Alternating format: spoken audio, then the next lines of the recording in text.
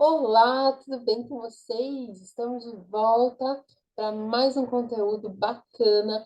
Hoje falando sobre história evolutiva humana, biologia evolutiva, ecologia das populações humanas, diversidade genética das espécies humanas e o comportamento. Tudo isso dentro das questões que a gente vai revisar. Bora lá, aproveita e já se inscreve no canal se você ainda não é inscrito. Curta esse vídeo se você gostou, tá? E compartilha com quem está precisando desse conteúdo, tá bom? Bora lá? Então, pergunta 1. Com base na história evolutiva do Homo sapiens, dentre as seguintes espécies, não faz parte dos ancestrais do ser humano Homo bergianensis, esse não faz, tá? Não está dentro da escala evolutiva com parentesco com nós, os seres humanos, tá? O Australopithecus anamensis, a gente já viu que tem. O Homo ergaster também. O Australopithecus afarensis também tem parentesco com a gente. E o Homo habilis também, tá? Então, o que não faz parentesco é o Homo bergianensis. 2. Na história científica evolutiva, os Archaeopteryx viveram entre 159 milhões e 144 milhões de anos atrás. Os vestígios conhecidos desses animais foram encontrados no sul da Alemanha. Na figura abaixo está o Archaeopteryx. De acordo com seus conhecimentos, nossos conhecimentos sobre evolução, qual é a importância dessa espécie para a ciência? Vamos ver. Archaeopteryx é essa bela ave, ou parentesco com a ave, né? E vamos ver o que está, o que ele está pedindo sobre a importância dessa espécie na ciência. Então, marcar a alternativa correta. Os cientistas veem nele a prova de que as aves se desenvolveram a partir dos dinossauros. Sim, tá vendo? Ele tem uma familiaridade bem grande com as aves. Segundo a história evolutiva, a Archaeopteryx é uma ave que se desenvolveu dos répteis. Não. O Archaeopteryx é um elo de ligação entre as aves e os mamíferos. Não. Entre as aves e os dinossauros. De acordo com a evolução, o Archaeopteryx é um dinossauro com características humanas, sendo considerado um elo de ligação. Não. A letra A. A ecologia de conservação está inserida na conservação biológica. Ela é multidisciplinar e tem foco na manutenção da diversidade biológica. Essa ciência está voltada para os impactos ambientais antrópicos nos ecossistemas, assim como adota práticas logísticas para evitar a extinção e reintegração de espécies em seu habitat. Abaixo, todas as ações são aplicadas na ecologia de conservação, exceto, a gente vai falar então, vai assinalar aqui as ações que são aplicadas na ecologia de conservação, menos temos que ter respeito pela diversidade humana para termos a compatibilidade com o respeito pela diversidade biológica. Sim. As espécies são interdependentes, elas interagem de forma complexa no mundo natural, e havendo a extinção de uma espécie, influenciarão outras espécies. Sim. A origem da vida pouco traduz a diversidade biológica, não, ela traduz muito. Mesmo que haja extinção de espécies que causam desequilíbrio ambiental. Já descobrimos que não. As espécies têm o direito de existir, elas são resultantes de uma história evolutiva e são adaptadas dos seus ecossistemas. Sim. A humanidade tem responsabilidade de proteger o nosso planeta, usando os recursos de modo racional para o quê? Não exauri-los para as futuras gerações. Tem, mas, né, tá difícil. Tá difícil, gente. Vamos falar um pouquinho sobre as mitocôndrias. Quem aí sabe que alguma coisa bem complexa das mitocôndrias. Só um apanhado antes. Mitocôndrias é onde, quando não tem mais aonde tirar DNA, lá nas nossas mitocôndrias tem o nosso DNA bem preservadinho, tá?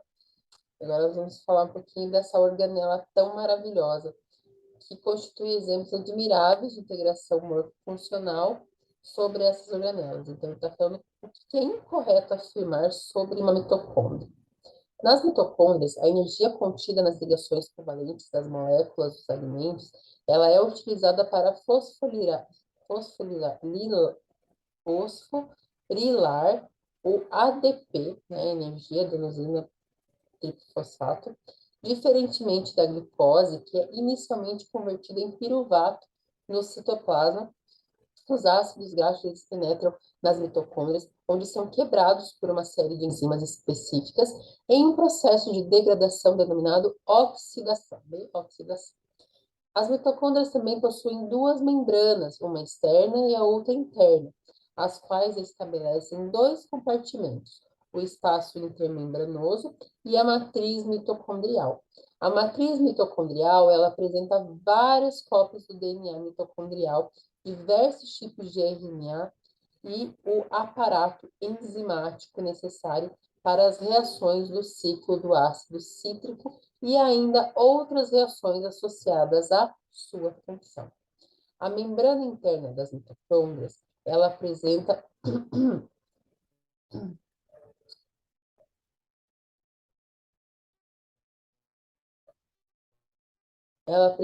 invaginações na direção da matriz, formando as chamadas cristas mitocondriais, as quais aumentam a superfície interna da membrana. Nesta membrana, localizam-se quem? Os componentes da cadeia transportadora de elétrons e o complexo ATP sintetase. Letra D. As mitocôndrias são organelas semi-autônomas. Não, elas são que se reproduzem por fissão binária, contém componentes necessários para a síntese de algumas proteínas e DNA próprio, circular. Com base nestes e em outros aspectos, é plausível que as mitocôndrias tenham evoluído de células procariontes, não, de eucariontes, autotróficas que tenham estabelecido simbiose com células eucariontes. Não. E a última, as mitocôndrias humanas, elas são de origem materna, pois todas provêm do ovócito fecundado. Na fecundação, após a fusão de membrana entre as duas células gaméticas, as mitocôndrias do espermatozoide são marcadas e destruídas, restando somente aquelas de origem materna. Este tipo de herança uniparental favorece o grupo do DNA mitocondrial em grupos sob a história evolutiva da espécie humana. Ó, letra D. É incorreto. A gente tem que gravar. E estudar, né? Estou estudando aqui também. 5. A espécie alopátrica das palavras de Ernst Mayr, uma teoria-chave da biologia evolutiva, ou a especiação, perdão.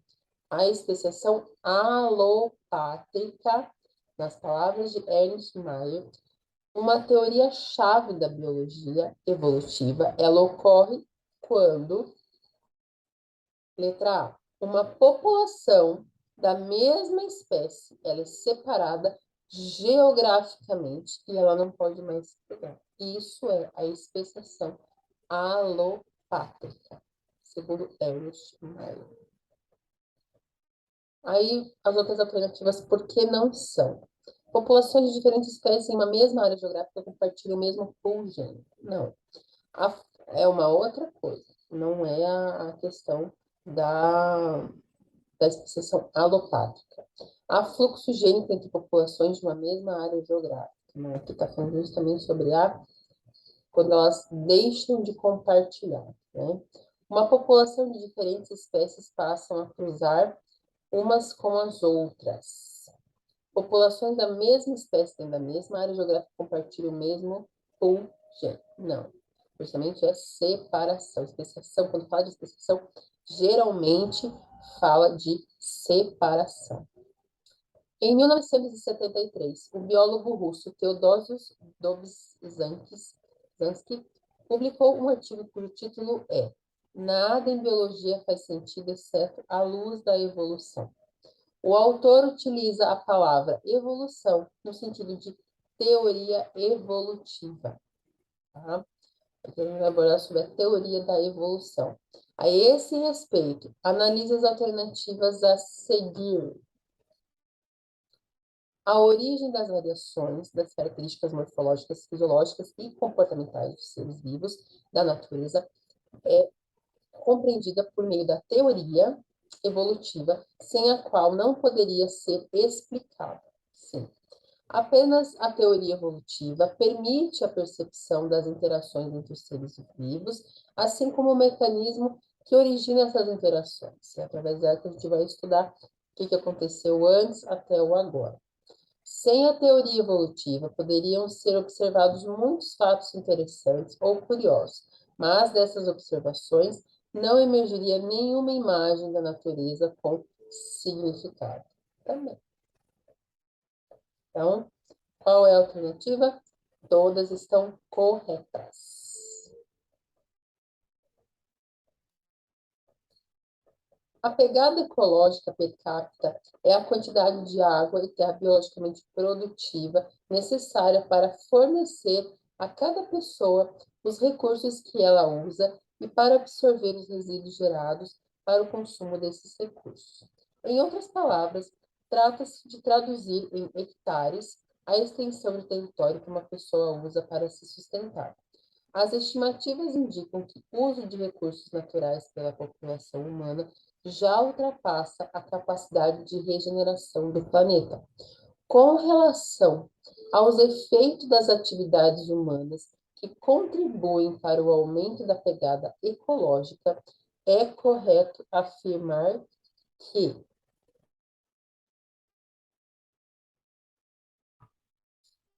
o uso do transporte público deve ser estimulado em vez do automóvel individual, em função do menor uso de combustíveis fósseis. Sim.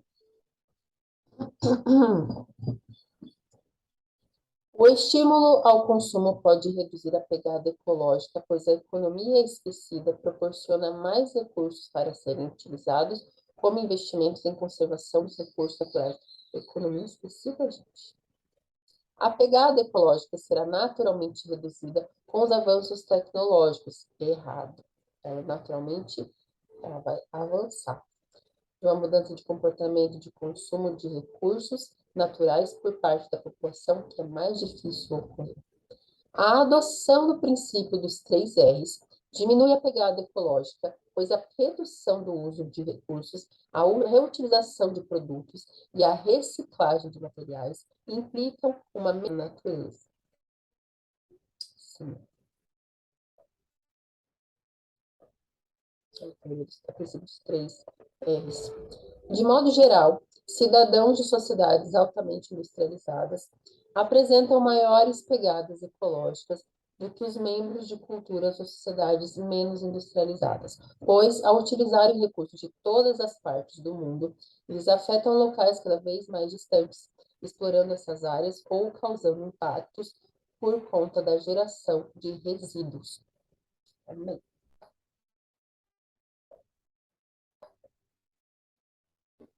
Assinar, então, a alternativa que corresponde. Tá correta, né? Primeiro, gente, eu estou debruçar a primeira. Então, ficou a 1, a 4 e a 5.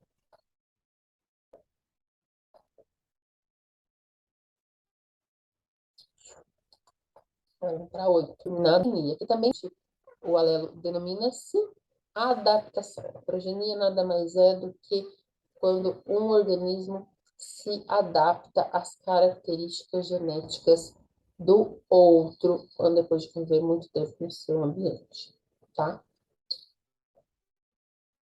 É a letra B. Leia as afirmativas a seguir. Primeira, O sêmen humano contém uma mistura de esperma com suco biliar. Ô, gente, não, né? Suco biliar no sêmen humano? Os genes alelos, quando se apresentam iguais num certo locus, eles são denominados homozigotos, sendo considerados puros para um caráter e são representados por duas letras iguais. Por exemplo, azão, azão ou azinho, azinho. Certo. A biosfera é todo o processo ecológico em nível global, ou seja, a união de todos os ecossistemas, todos os organismos e ambientes juntos, certo? Nada de esperma de sucumbir. Marque a alternativa correta. Então, é a 2 e a 3, é a letra D. Isso aí. O sistema ABO foi o primeiro sistema de grupos sanguíneos descrito em 1900 por Leinster, que descreveu os antígenos A, B e C, depois renomeado como O. Leinster descobriu que misturando soro e hemácias de diferentes pessoas, ele poderia ser definido três grupos, e alguns anos após, De Castello descreveu o fenótipo azão, bezão. Em 1910, von Danger e Hirschfeld confirmaram que a herança genética do A e do B obedeciam a quê? Às leis de Mendel. Com a presença de A e B como dominantes, é possível encontrar antígenos do sistema ABO em diversas áreas do corpo humano. Nesse sentido, assinale a alternativa incorreta. Nós podemos encontrar, então, esses antígenos ABO nas membranas eritrocitárias, nas células epiteliais, nas células endoteliais, mas não no fluido espinhal, tá? Fluido espinhal, não. Fluido espinhal cuida da medula e é uma outra coisa. Na medula espinhal, sim. No fluido, não. Certo, gente? Gostou do vídeo? Se inscreve no canal e não deixa de estudar, tá? Logo, logo a gente vai ter mais vídeos, tá? Essa semana ainda. Amanhã, né? Então, um beijo, fiquem com Deus e até a próxima.